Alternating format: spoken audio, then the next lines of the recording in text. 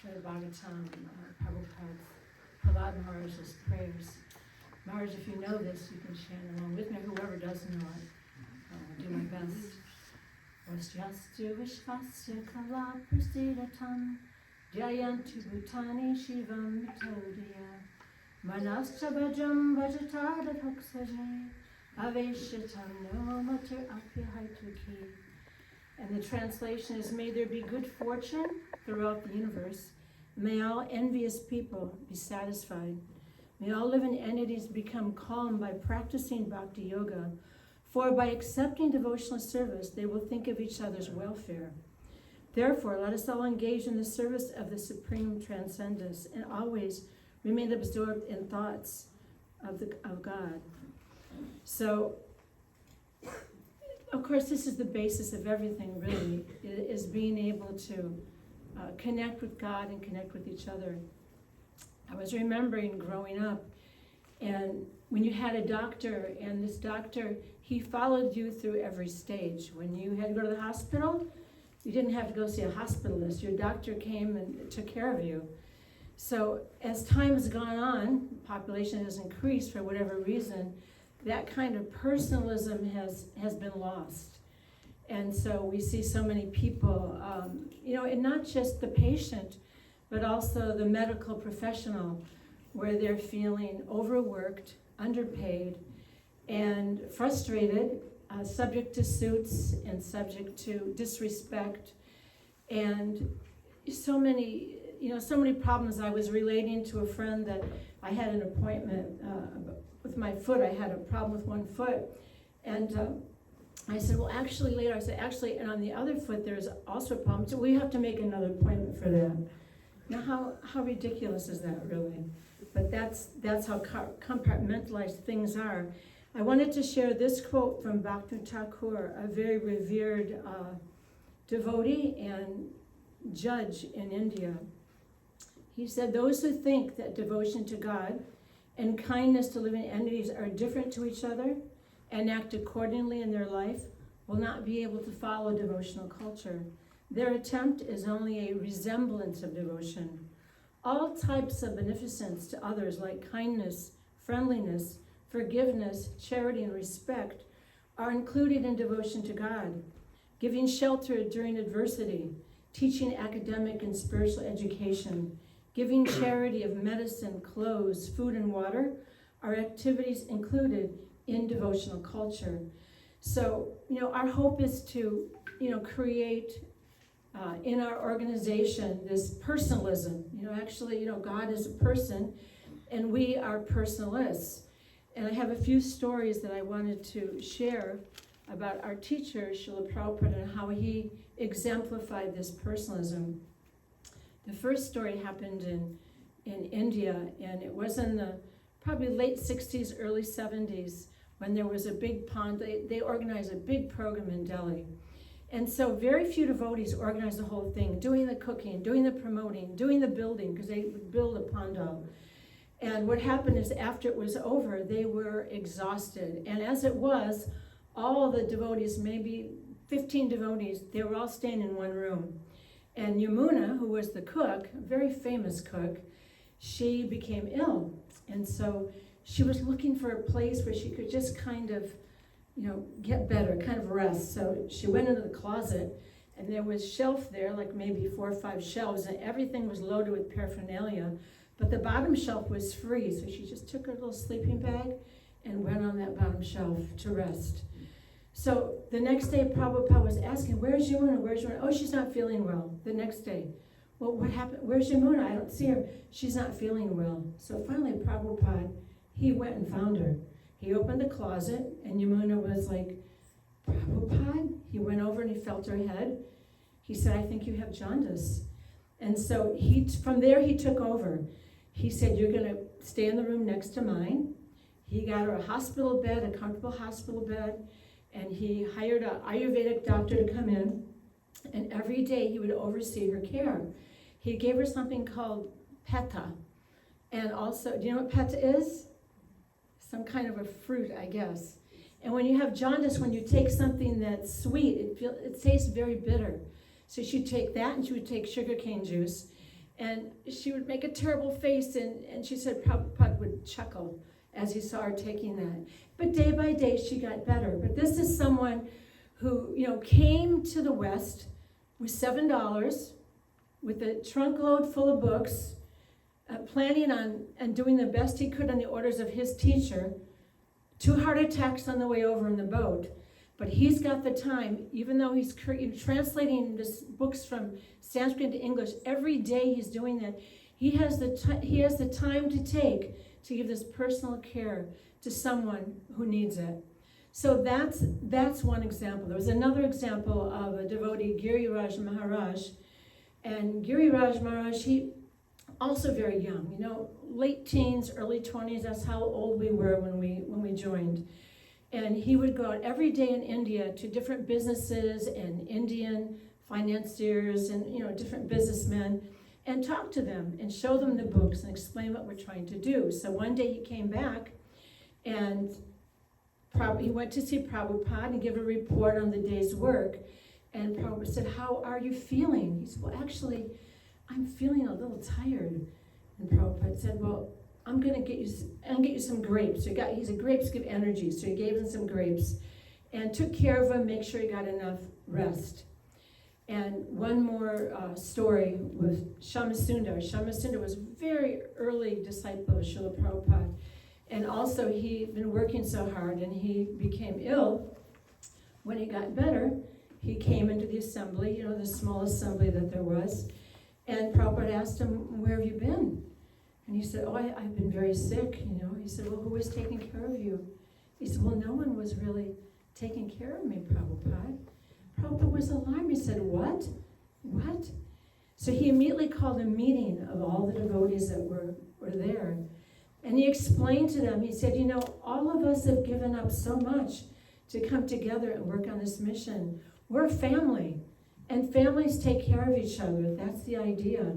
So he instilled this idea of, he's not heavy, he's my brother idea. That, we take care of each other. We take that time, we take that personal care. And I'm proud to say that this idea has really developed in Alachua. Thank you to Prasanatma for organizing this conference. Thank you to Abhiram Gopal and his wife, who've been so instrumental. Like in our community, in our care community, when there's a devotee that's sick, if I text Abhiram Gopal, who's him and his wife are medical doctors at Shands Hospital in Gainesville, Florida, I'll say, "Can you call me when you get a chance?" Within a minute, he calls me. "What's going on? What's up?" Also, Prem Sankirtan is another one who's always available for, for conference and to give advice. But Abhiram Gopal, what happened is my neighbor, she was super, super ill on dialysis. She was admitted into North Florida Hospital, a brilliant woman, but very ill. So in the hospital, she felt that she wasn't being heard. She felt like they weren't listening to her. They didn't understand what she was trying to say. So I shared that with Abhiram Gopal, who worked at Shands. But he immediately dropped everything, went to North Florida Hospital, spoke with the doctors there, and just turned everything around. So we have a big, how many doctors do we have in our care community, would you say? 10 or more. More, yes. Yeah, I'd say 20 Yes. plus even. Well, doctors plus nurses, Yes. All of that. So the idea is to begin this personalism, to let it continue and to really build upon it and to build a model so that, we can show people what it really means to care, not just for the body, because we care for the spirit. Like I said, when someone's chanting sacred sound, that goes through the body, it goes through the mind, and it nurtures every part of the body and mind. And that helps everything, and the body. So kindness, like I said it from Bhakti Thakur's quote, kindness, that's such a big deal. And it used to be that the doctors were known for their kindness, their compassion, not like, well, you got about 5 minutes in here, and then it's time for the next person. Because you're graded on accountability. You're graded on on your speed, on everything. But we need to slow down and really take care of each other, every part of each other, body, mind, and spirit. So thank you to everyone that's here today. And maybe next year we can have like triple the amount of people, because as our communities grow and as our populations grow, our needs grow proportionately. So that's what I have to say. I'm so grateful for having you all here, and hopefully we can talk more in our panel discussion. Thank you so much.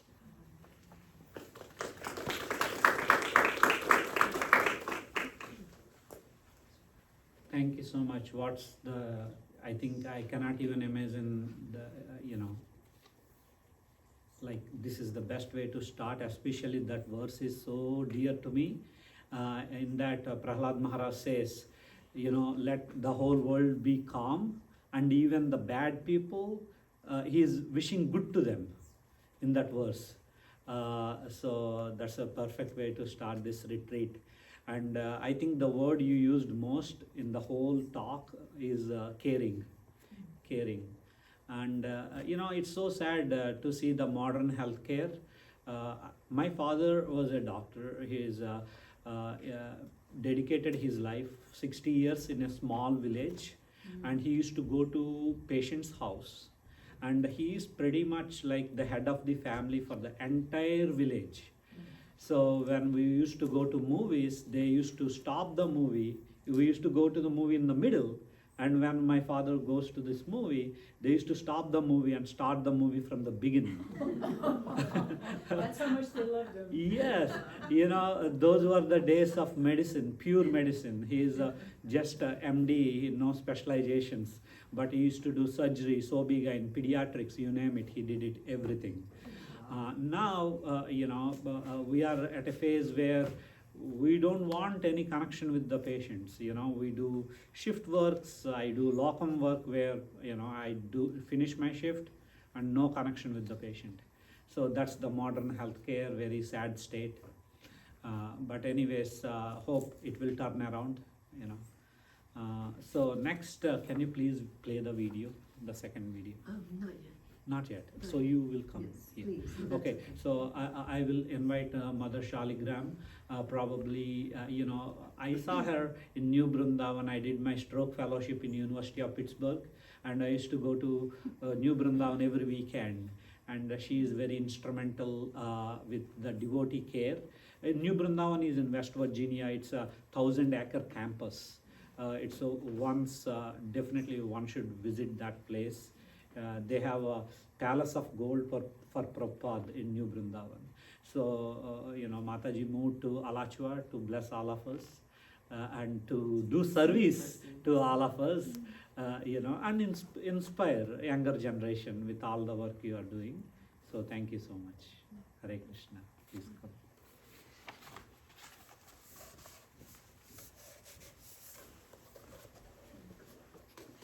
This is intimidating. I usually don't like to, but anyway. But anyway, my name is Shalagram Devidasi, and it's an honor to be here, especially on this land, and what it represents. So I'm happy to be here. And also to be, again, with like-minded people or people who have these goals, similar goals in mind. So thank you also for your presence here as well. So Seva Care actually is an acronym. It does have, so the S is for service, education, value, and assistance, right? So that's actually what Seva represents or stands for. And it is a nonprofit, right? And it's dedicated to making community care a sustainable reality, because, we do have, people that we gravitate towards, devotees that we just whether it's age or culture or whatever that we gravitate towards. But in general, we're all in it together, and so we are really trying to become conscious of a sustainable reality. Like, no matter who comes, who goes, who enters the world, who departs the world, it's still going to be sustained, right? And so most of us are volunteers. We've raised families, or we've retired from a career but we still have a lot to give. We're still like, wait a minute, my heart still wants to, engage and share and give and receive.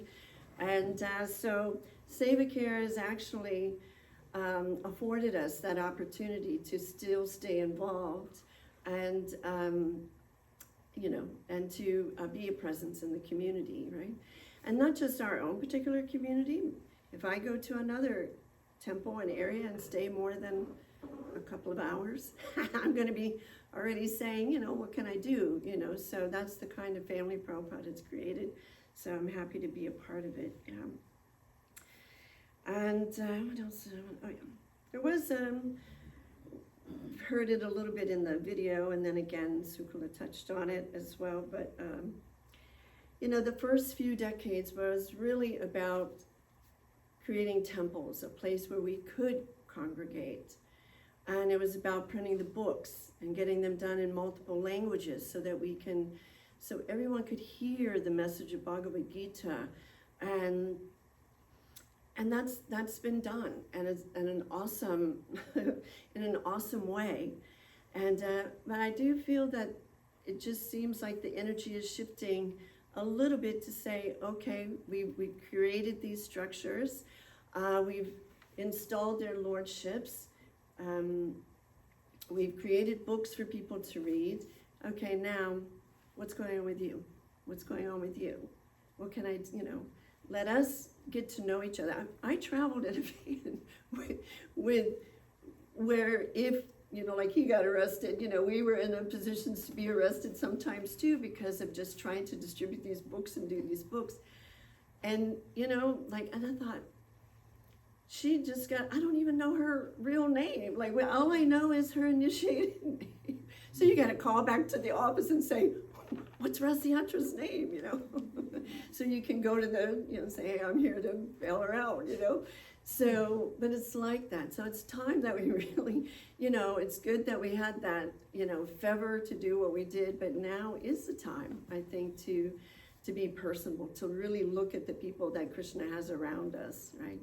And see what we can do. So how does Seva Care enroll us?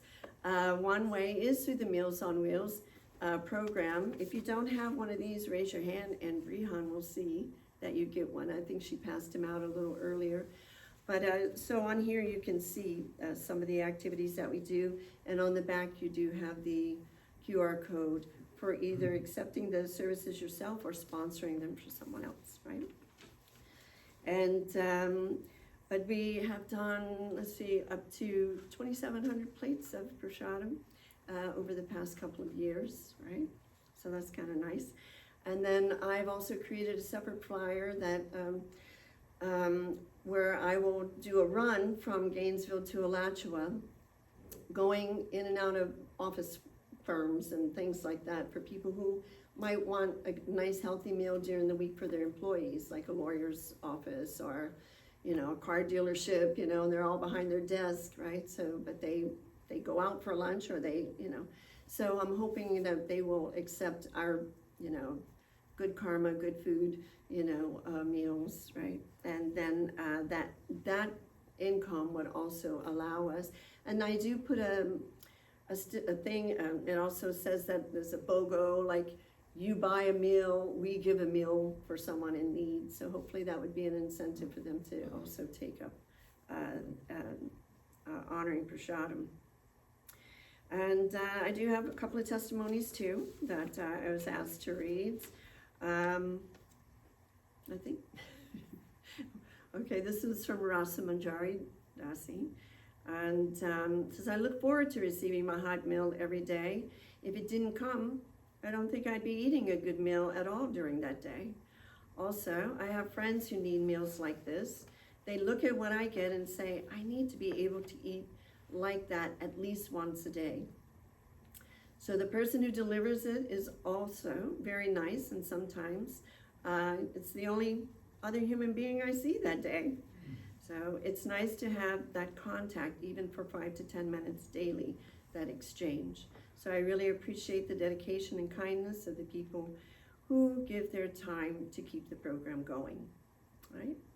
And then there was another Mataji She had had a health scare, and she needed major surgery. Like they were saying, as soon as possible, you have to come in, you gotta get this surgery, right? So she said, feeling overwhelmed and unsure of my ability to navigate through the healthcare system on my own, I reached out to some of your team members. I was pleasantly surprised when they offered to help. From the many pre-op appointments to the hospital stay, to the post-op follow-up appointments, someone was always with me, ready to do the needful. I was especially impressed with the Meals on Wheels and meal trains that were set up for us, so I didn't have to worry about cooking. This allowed me to focus on my healing journey. What a relief to know that help was always available. Right? So like that, just becoming a little more aware. And we are collaborating now with the Bhaktivedanta Medical Association, and this collaboration is provided online and in-person training, which we there's no desperation, but which we gladly appreciate and accept that extension of care. So thank you so much. Yeah. And okay, now we can show the second video, if that's all right, and then we can go on. But yes, I wanted to say with the end of life care, that is another aspect of what we do as well. And it offers support, not only for the one who is in that position, but all involved in this rite of passage, right? And so we've had the privilege to facilitate, I think right now maybe 19, presently 19 memorial services, and in the past 2 or 3 years. And so yeah, that's definitely been a privilege for us in our community to be able to facilitate that as well. So.